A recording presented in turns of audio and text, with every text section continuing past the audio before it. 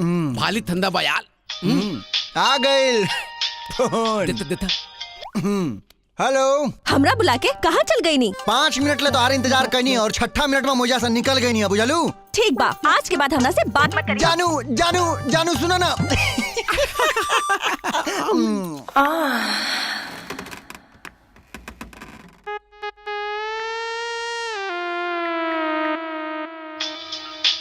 Dolly hello. का जी मन बिगाड़ के कहाँ चल गए नी? सुना ओजा खड़ा होके वो जो हाथ जो जब हमारा जोश ठंडा हो गया ना तब मुझे से निकल गई नहीं है। अब अपना मुजफ्फरपुर के ट्रैफिक के तो जनते बानी ना, पहुंचत आधा फिल्म खत्म हो जाला। हाँ तो ठीक बा, अब अगला शो देखल जाई। अब फोन रखा।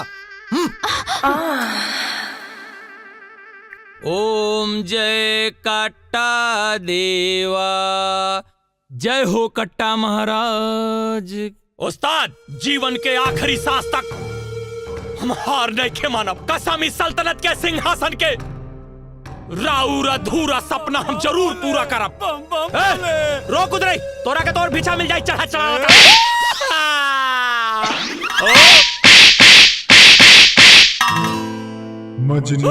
अरे उस्ताद, अरे गलती हो गई हमसे, हम रउआ के चीन नहीं के पाईनी। बाल्टी छोड़े पकड़ रे, झोला वाला ले रे।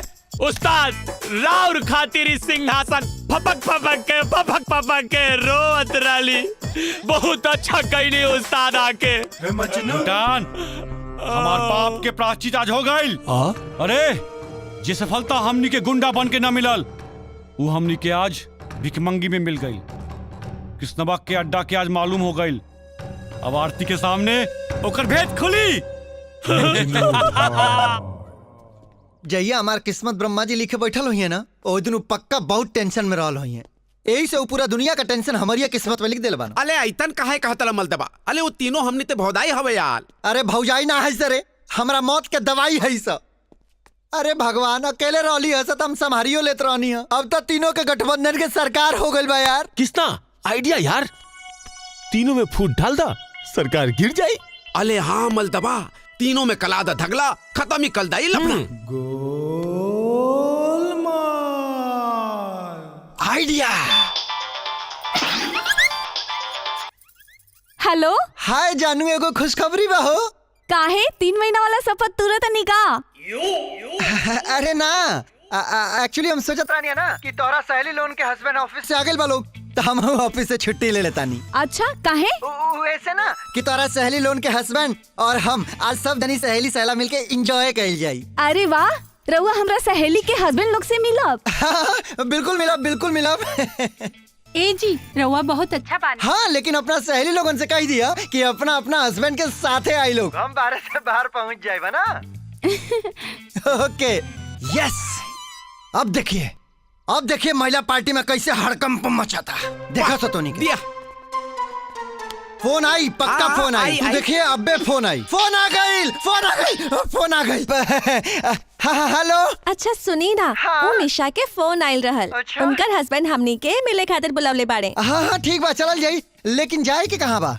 अरे वो जुब्बा सहनी गार्डन बा ना, वहाँ जाए के बा। हाँ ठीक बा, हम पहुँच जाए ना। अच्छा ठीक बा, जल्दी आई। हाँ हम जाता नहीं। डॉली के फोन आ गए। हेलो। अरे सुनी ना, का निशा हमनी के जुबा सानी गार्डन में बुलौले बड़ी। हाँ ठीक बा, चल जा। अरे बाबा, हमरा अकेले के ना, दोनों आदमी के। अब हम ना जा सके नहीं यार, हमरा बहुत काम बाटे, बहुत काम बा।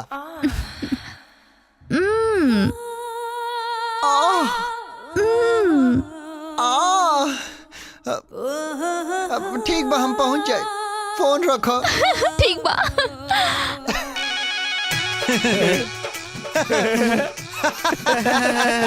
ए भाई, ई बतावा कितना तेते बा? हाँ। तीनों भौदी अपना हस्बैंड तहाँ तलई हैं। अरे अब आगे देखो, हो चाहे क्या, मुंह बंद रखो और कमन फॉलो मी। आज फाइनली हम लोग एक दूसरा के पति के साथ मिला था। हमरा बहुत अच्छा लगता। राम। दूसरा की मरद से मिलने में कितना इंटरेस्टेड बाड़ी सा। कहली से कि मरद खराब होला। उतावला का होला रे? ना होला।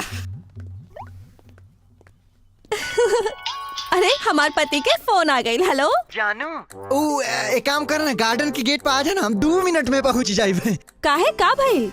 हमरा के तोहरा सहेली के सामने जाते लाज लागता ना, तोहरा साथे में जाइबे ना। हमार पति गेट पे आ गई, हम आवता नहीं। हाँ लेकिन जल्दी आइया। हाँ जल्दी आइया।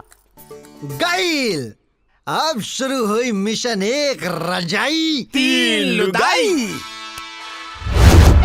जानू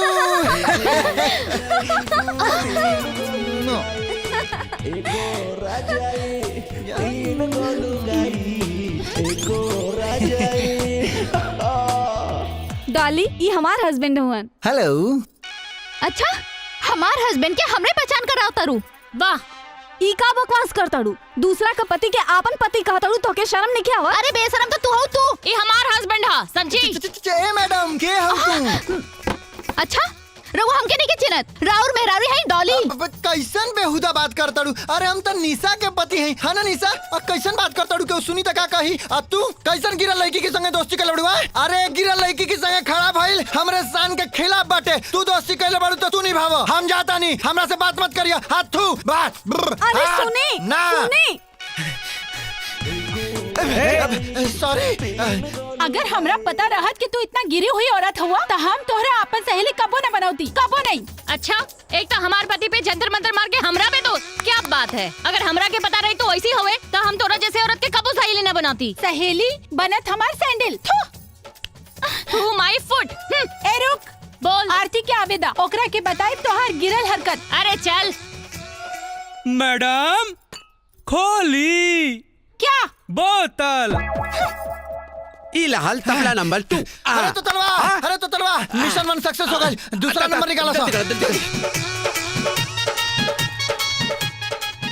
अरे हाँ फोन हाँ, हम मिल गए। इधर। तू चालू होता। इनकलाब जिंदाबाद जिंदाबाद। सॉरी डॉली।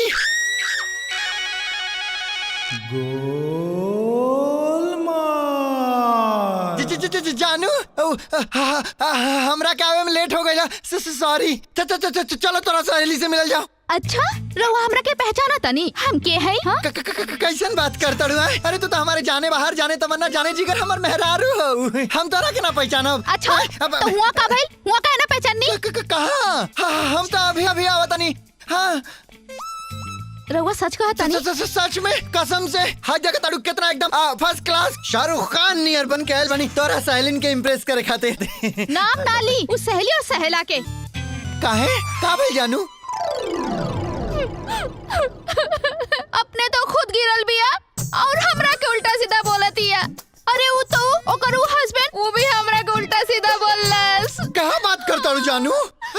हमरा गाय जैसन शरीफ और गंगा जल जैसन पवित्र मेहरारू के बोलसिया। अरे करीब माँ के साकिना का छोड़ा ना के चल हमरा साथे। ये है ना। अरे ओए मैडम, ओए स्टैंड अप। तो आराम मरद के इतना हिम्मत है हमारे मेहरारू के बेशरम बेहया और घटिया कह देला। आए हेलो, तेरा ध्यान किधर है? डॉली का भतार इधर है। हेलो डॉली का भतार? हाँ डॉली का भतार। और तुम्हारा भतार कितना हिम्मत हो गई कि हमारी मेहरारू के बेशरम बेहया और घटिया कलसी है।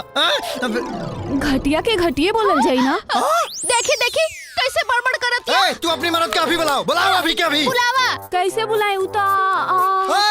फोन लगाओ। फोन लगाओ फोन। अच्छा हाँ फोन लगा रहल बाड़ी रे। अले थोला या लाई तो देथे दाई। लगा दिलस रे, लगा दिलस।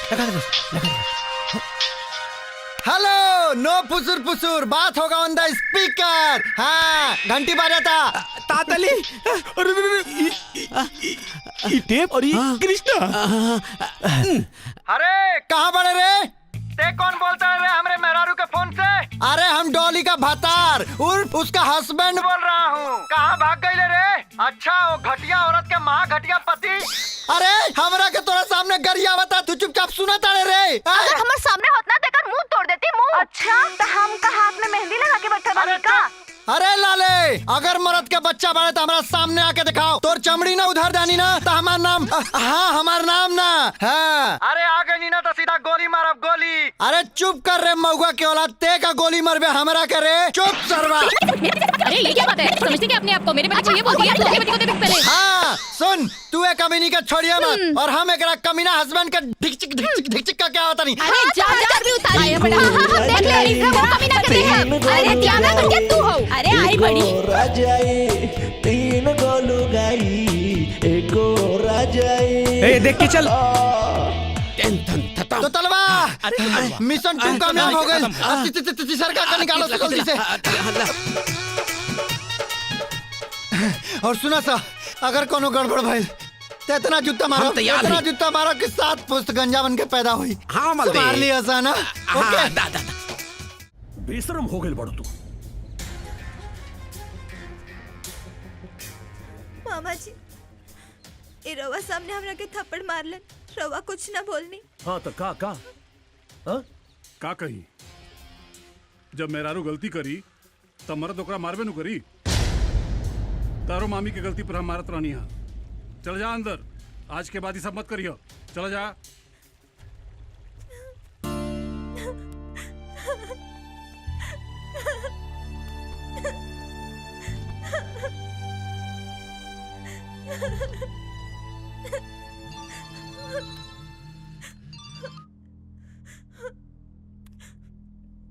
हेलो, का हो? काहे बुल खा जुआ बतारू? बुझाता कि दबा के दवा पानी मिलल बा का? मिल गल सबूत।